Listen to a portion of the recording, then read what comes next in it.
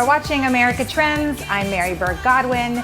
And with the invention of the internet and all this modern day technology that we have at our fingertips, creativity is available to everyone. Anyone can pick up an iPhone or get GarageBand on their computer and be a musician or be a video star, make their own movie, be their own photographer. And it could be instantly available to everyone. They could be a superstar like that. We've seen it happen. But then there's also something that I feel like a lot of human beings have, which is limiting self-beliefs. So people can get stifled by that, and they have all this creativity at their fingertips, but then they might be stifled by these limiting beliefs that they don't even know that they have. So I'm excited to introduce you to our guest, Peter Alessandria. He's zooming in from New York, and he wrote a book about this very topic, Be Bigger Than You Think You Are. And it's all about getting rid of those limiting self-beliefs, which he did in and of himself. He was an attorney turned photographer and now an author. So Peter, welcome to the show. I'm so happy to speak with you today.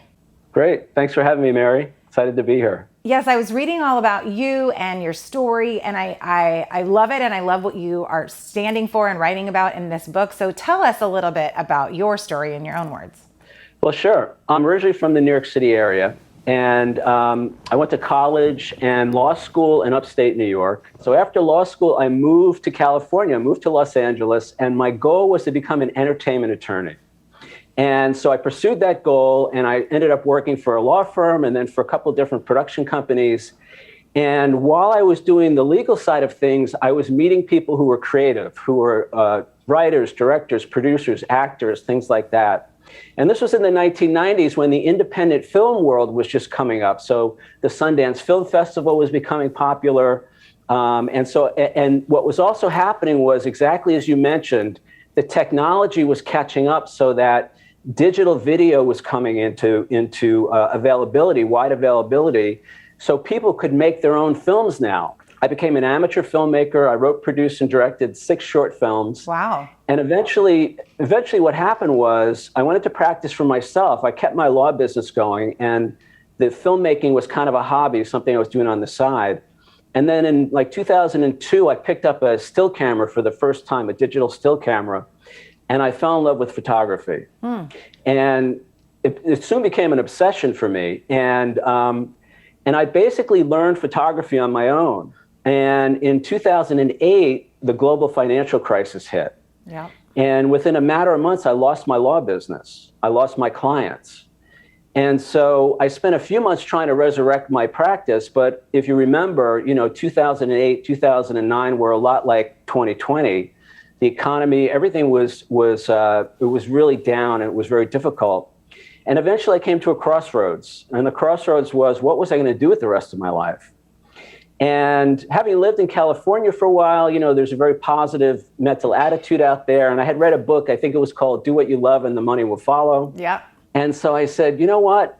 If I could do anything with my life, what would I want to do? And I thought, well, photography. So I decided I was going to take a chance. I was going to change careers. And in the end of 2009, I set up shop as a photographer, professional photographer. And for 3 years, nothing happened. And at first I thought, well, it must be the economy, because the economy was still kind of rough. And I thought, well, maybe it's not the economy, but maybe, it's the competition from all the other photographers. That's what the problem is. The point is, I had this whole list of reasons why my business wasn't moving forward, why things weren't working out. And then I woke up one day and I realized, the problem was not out there. The problem was in here. That's where it always lies, I'll just say, sidebar. The problem's always us, and then we can fix it. That's actually the good news, right? Well, that's what I was going to say. It turns out that was the good news. Yeah. So I had a very negative self-image when it came to being a creative person. And so I began to look at that, and I began to kind of unpack that. And I began to see that, I have this idea about myself. What I tell people is the most important question we can ask ourselves is, who do you think you are? It's another way of saying that is, how do you see yourself? And so I saw myself as not talented, not worthy, not good enough. Nobody's going to like me. I'm going to be rejected as a creative person. Nobody's going to buy my photos. Nobody's going to hire me. So I had all these negative narratives going through my head.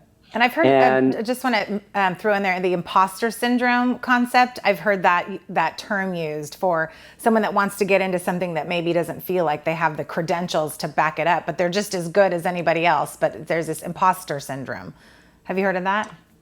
Oh yeah, that could be my middle name, because I felt like a fraud, because at least as a lawyer, I had the education, I had the diploma, I had the law license. I've never taken a photography class in my life. I never even took an art appreciation class in college to kill credits. So there was nothing I could point to that said that I had any talent or ability.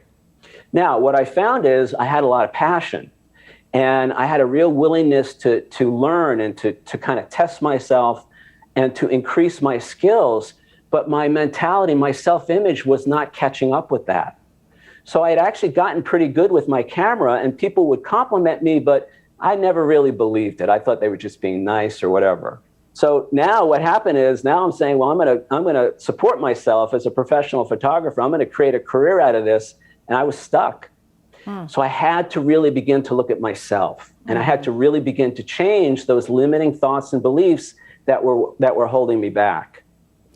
Can you show us a couple of your photographs so we can get some insight into this side of you? And then I want to talk to you about how you changed those limiting beliefs.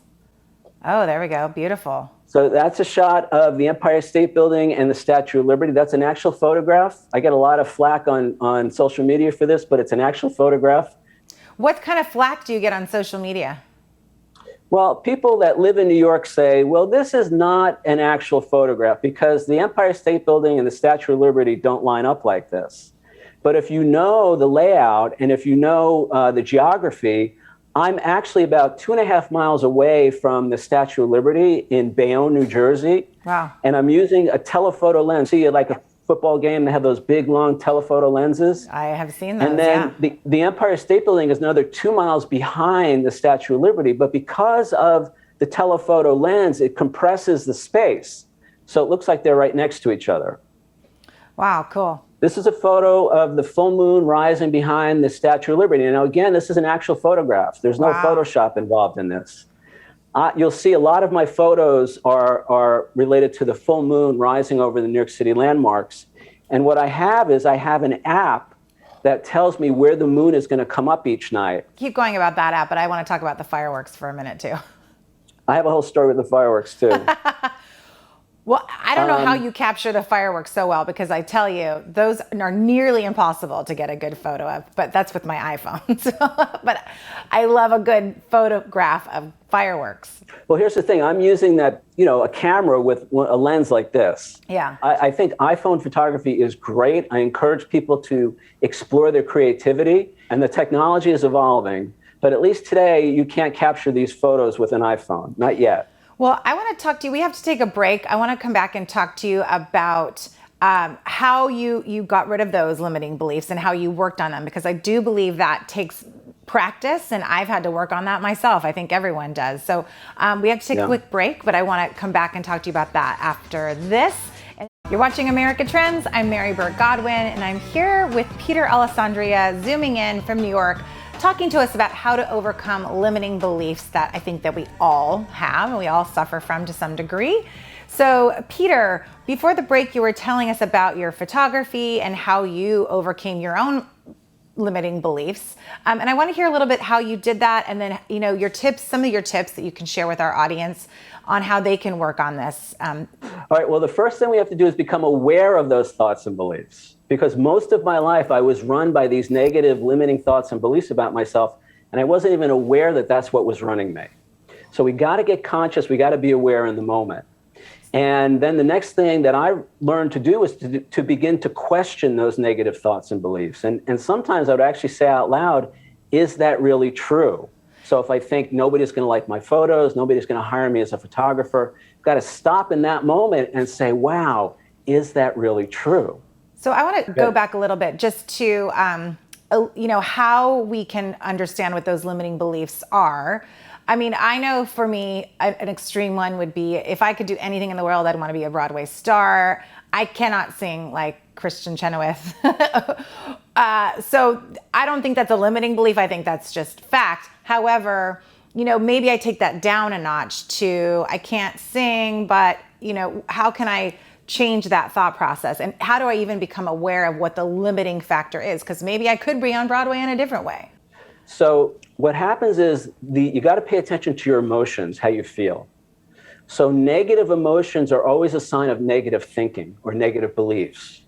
So when I notice that negativity creeping in, that's a clue that the thoughts that are behind that feeling are probably either not true or not serving me. Now, I can't walk, like you said, I can't walk out the door and be on Broadway tomorrow. But I think most of us sell ourselves way short of our potential. It's my belief that we're a lot more capable and a lot more lovable than most of us believe. I definitely agree with that. And I think that, we talk a lot about on this show about social media and how that plays a part into people's visions of themselves, because they're seeing other people post things and other people post these videos, and it's like, oh, I don't look like that, or oh, I don't sing like that, or I don't, take a photo like that.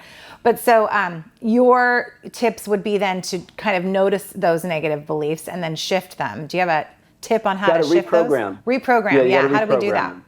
Well, this is set up as a workbook. So anybody who's interested, it actually has questions, exercises at the end of each chapter. Oh, great. The very short answer is I use things like positive affirmations. I have a vision statement, who I want to be, how I want to see myself. I use guided visualizations.